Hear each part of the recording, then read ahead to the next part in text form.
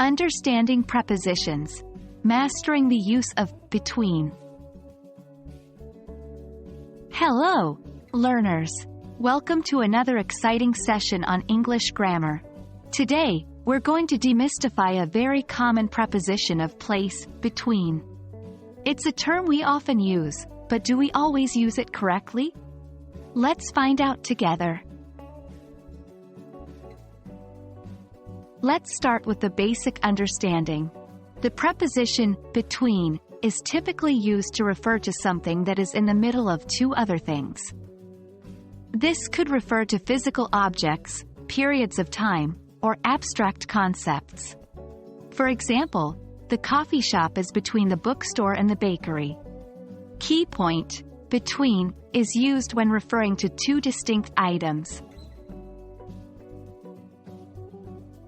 One of the most common mistakes is using between when there are more than two items involved. In such cases, we usually use among. For instance, you should say, I couldn't choose between the chocolate and vanilla ice cream, but I couldn't decide among all the ice cream flavors. Remember, between for two, among for more than two. Let's see a few more examples to reinforce our learning. The secret is safe between you and me. We need to choose between Plan A and Plan B. The negotiations between the two companies are going well. Now, it's your turn to practice.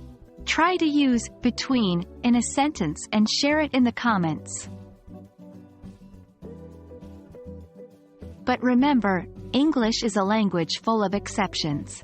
Sometimes, we use between, even when there are more than two items involved. This happens when we talk about distinct, individual relationships. For example, the agreement was made between the USA, Canada, and Mexico. In this case, between is used because the agreement is individually established between the USA and Canada, USA and Mexico, and Canada and Mexico. And there we have it, a brief, but hopefully helpful, exploration of the preposition between. With these tips in mind, you should be able to confidently use between in your day-to-day conversations and writing. Don't forget, practice makes perfect.